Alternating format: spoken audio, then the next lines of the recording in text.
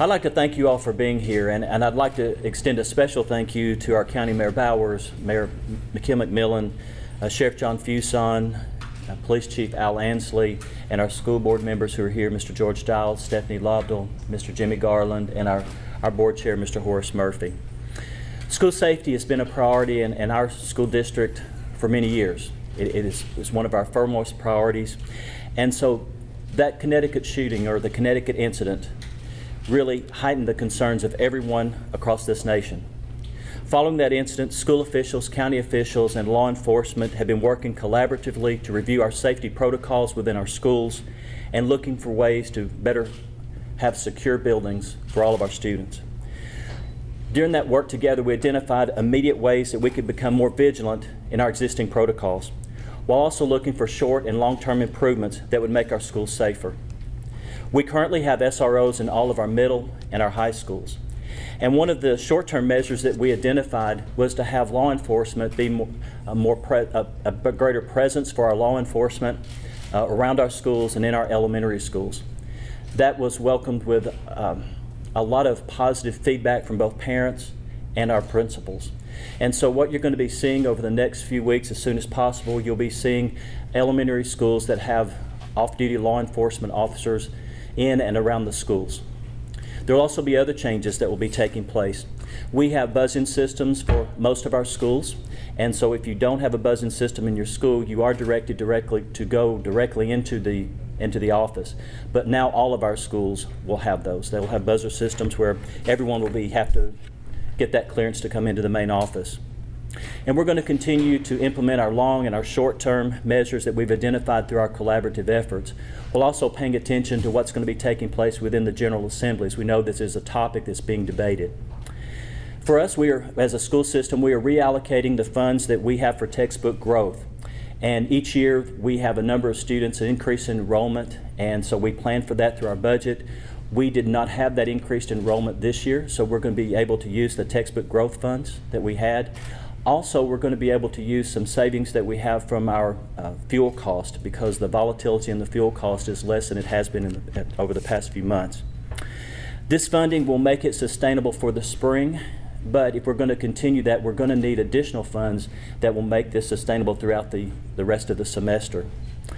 And I will say this, as being a leader within this community, I'm so proud and so thankful to be a part of a group of leaders and a community that takes a lot of pride in their schools, and they want to make sure that their schools are safe for their children. And so all of these people around me here have stepped forth and have been very, very receptive and have worked diligently to make sure that our schools are going to be safe. And so I appreciate their time and their effort and the collaborative efforts of their teams over the last few weeks. Thank you. Thank you, Dr. Worthington. I'd like to just tell everybody how much we appreciate the cooperative efforts of the staff here in the school system, the leadership staff under the direction of Dr. Worthington, the cooperation with the Sheriff's Department, Montgomery County Sheriff's Office, and also the City Police Department. I think this is an issue that touches everybody. So to come together and work something out and to get right on the issue as soon as it occurred was something that Dr. Worthington and his leadership staff did along with the law enforcement community, and that's to be appreciated by all of us in this community. It affects all of our children, so it's very important to us that we try to protect them as much as possible. And I would just say that on behalf of the city, we too appreciate the collaborative effort that has gone forth to come up with this solution, hopefully, to this much needed problem. And I appreciate everybody's collective effort. And I know that we all strive to do the very best we can, because these are our children, and there is nothing more important to all of us, to all of you, and to all of the citizens of Clarksville, Montgomery County than keeping our children safe. So I just also want to extend a thank you to everyone that has taken part in coming up with these solutions, and everyone that will work hard in the future to make sure that our children are safe. Thank you.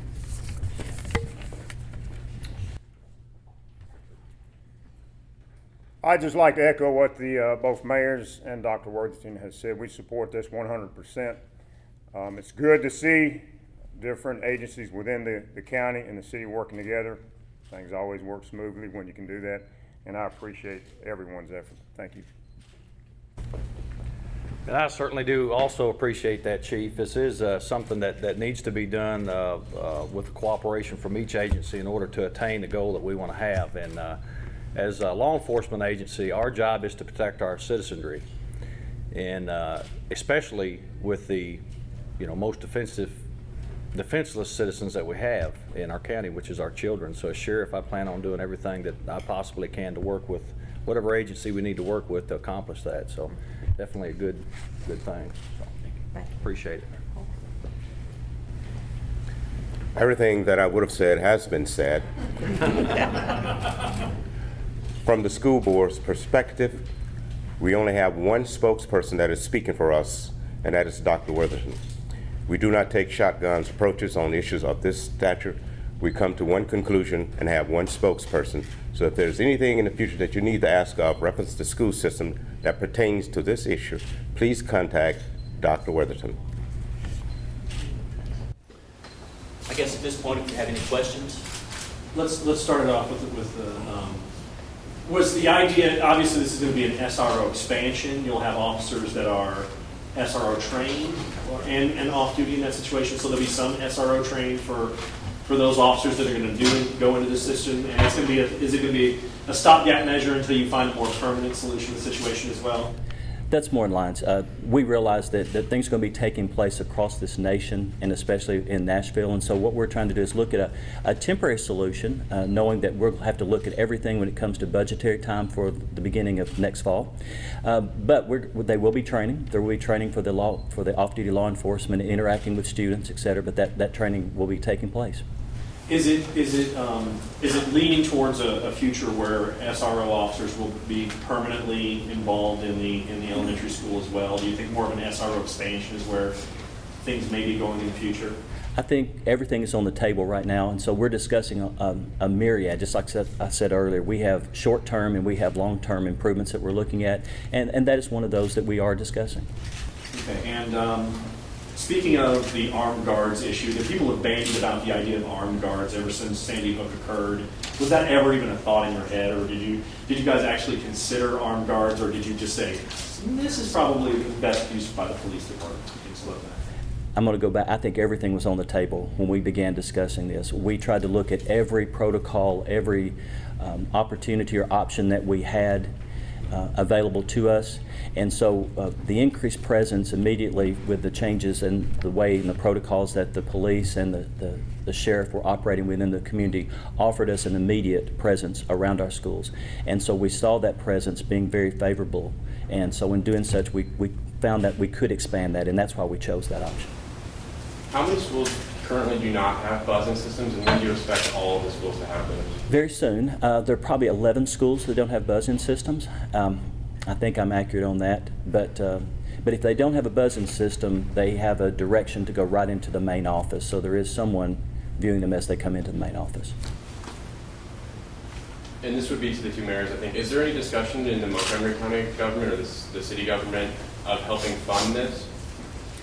We did have some discussion at our informal county commission meeting this last Monday evening. The question was asked by a commissioner what we were going to do concerning the safety of the students at the elementary schools. And of course, we've passed a budget this last summer, and we're living within the confines of that budget right now. And as Dr. Worthington stated, taking measures to make the elementary schools safer using the overtime, part-time, not part-time, but the overtime of some of our city police officers and our sheriff's deputies. But there will be consideration, I'm certain.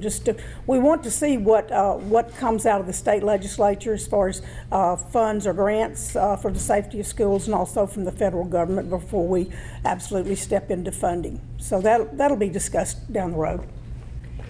I think on behalf of city government, we haven't had the opportunity to have that discussion at the city council level, but I anticipate that as this program starts coming into existence and they start seeing how much funding is available and how much additional funding is necessary, that there will be some presentation to the city council and some request at some point to assist with the funding to make sure that we keep our students safe. I'd like to make one correction. I will beg of you to not use the term armed guard. The correct terminology is student resource officer. That individual is highly trained and highly skilled in their task. Please refrain from using the word armed guard. But just to be clear, those SRRs are armed, is that correct? In the middle and the high school, we have SROs. These will be off-duty law enforcement officials, and what their primary purpose is to provide security to the schools, to be available should anything happen around the school, to be vigilant on the campus and around the school.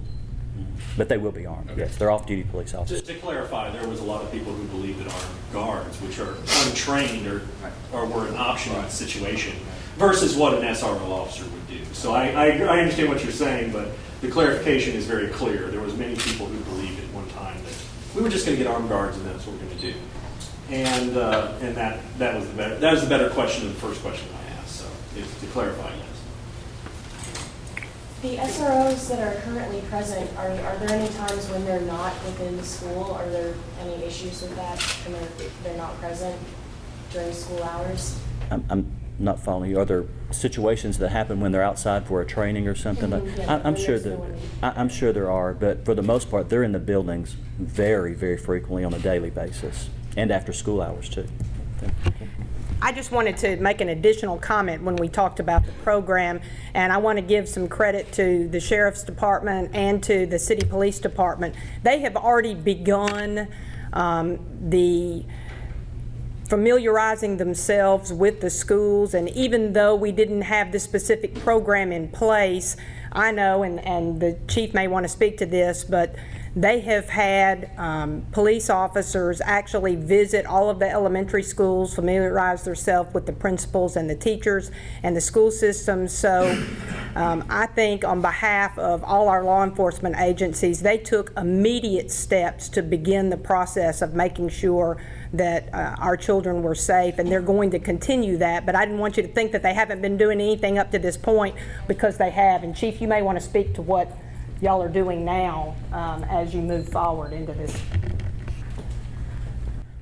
Thank you, Mayor. We've had several meetings, Mr. Butler, with the school system, even prior to the incident that you spoke of back in the spring. We actually did a training scenario at one of the schools, and the school system worked with us 100% to initiate that, and that was an active shooter scenario that we did. So, and I know the Sheriff's Department, they've been with their SRO program, they're more familiar with it, with the school system than we are. But we definitely, this is not something that we just started. We've been doing this for quite some time.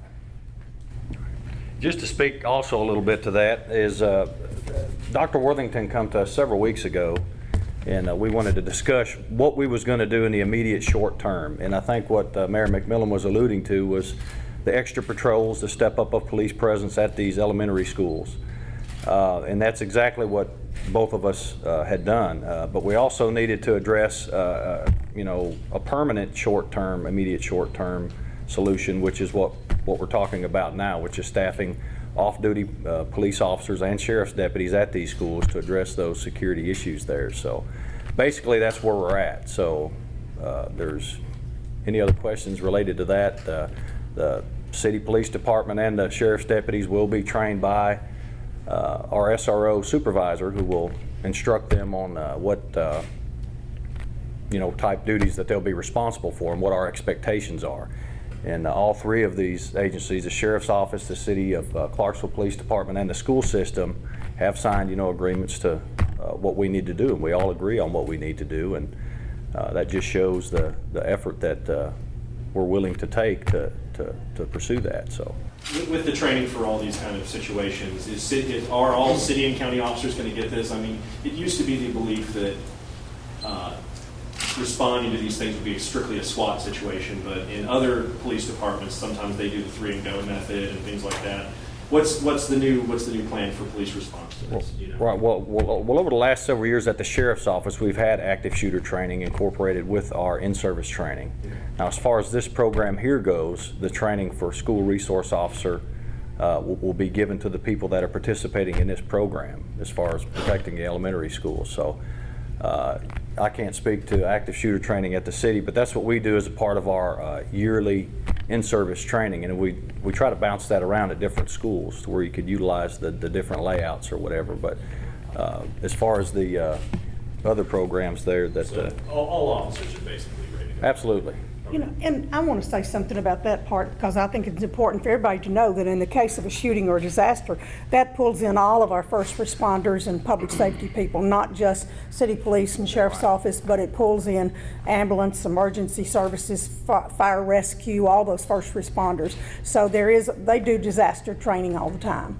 So that covers any situation like that. Keith, do you have?